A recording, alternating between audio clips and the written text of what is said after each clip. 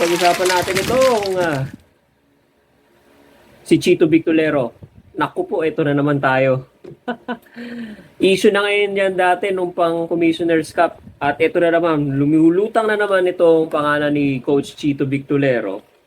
Pagkatapos nitong performance niya dito sa 2024 Philippine Cup PBA, ano? Okay. Marami nagtatanong. Okay? Same question. Oras na ba para palitan si Coach Chito Victolero? Ayan. Okay, ano? So, ganito yan mga kababayan, mga ka-PBA. Ang nangyari kasi dyan, no?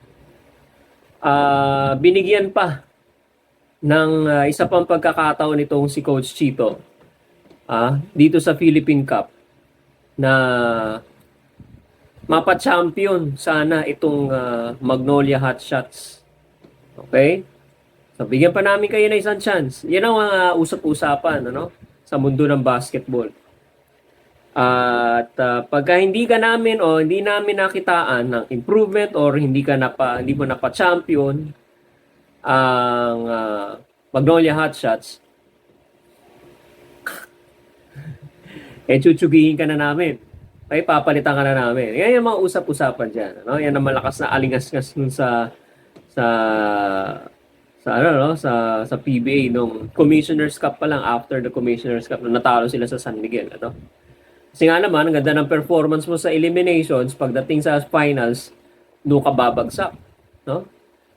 Nag-i-expect syempre yung management, ng Pure Foods Management, na mataas ang performance mo sa elimination, dapat maganda rin ang performance mo sa finals, kaya yan na expectation, hindi they came short.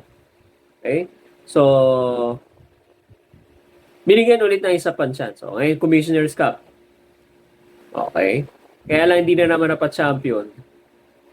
Hanggang quarterfinals lang. Okay? At ang tumalo pa, kapwa pa nila sister team pa nila. Barangay Ginebra. Okay? Kaya lumulutang na naman itong tanong na ito. Kailangan na bang alisin at palitan itong si Coach Chito Victolero? Coach Chito Victolero ay bibigyan pa nga ba ng pagkakataon para mapa-champion muli ang Magnolia Chicken Templados Hotshots? Ang tanong na iba, saan nga ba patungo itong team ng Magnolia? Okay? Yan ang tanong ng karamihan. Okay? Kung titingnan natin mga kababayan, ka-PBA, yung mga players, yung buong team, yung core ng team. Okay? Medyo hindi na maganda o hindi na masasabi nating medyo hindi na maganda yung longevity na tinatawag nila. Habang tumatagal kasi, syempre, hindi natin maiwasan. Tumatanda ang tao. Okay? At alam niyo naman, pag-aatleta, habang tumatanda, nagdi-diminish ang kanyang strength, ang kanyang power, hanggang sa, syempre, mabawasan na yung kanyang ability makipag-compete. Syempre, mabawasan yung kanyang capability and ability na makipag-compete sa iba. Okay? Aging na yung mga players ng Magnolia. Okay? Medyo tumatanda na. Tingnan nyo naman. Ito yung mga... si Mark Baroka, 38 anyos na. 38. Si Paul Lee, 35 years old. Si Ian Sanggalang, 32 years old. Siguro masasabi natin ito na yung core team ng Magnolia. Hindi natin maiiwasan na pag dumating yung medyo may edad na ang isang athlete, ang isang player, nababawasan. Aminin natin at hindi, nababawasan ng performance niya, yung kanyang ability and capability to compete. Tulad ng mga, ito nabanggit ko na ito dati. Okay?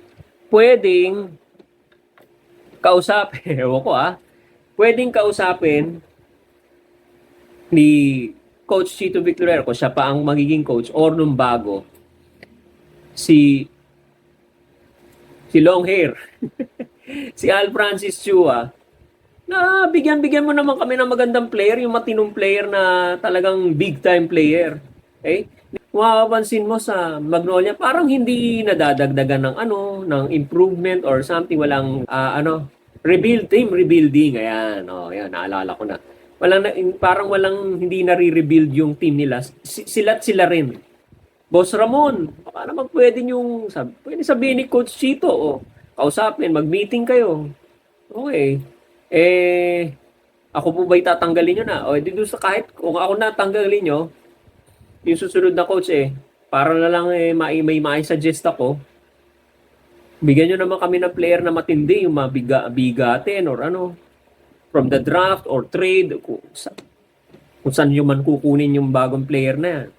Para naman kami makapag-champion. Yung bago para ma-rejuvenate itong dugo ng Magnolia para maging well-oiled machine ulit at maging competitive naman din. Sa simula lang po kami. Pagdating ng dulo, wala, kambanderang kapos. Maraming salamat po sa inyong panonood at pakikinig. Magandang araw po sa inyong lahat.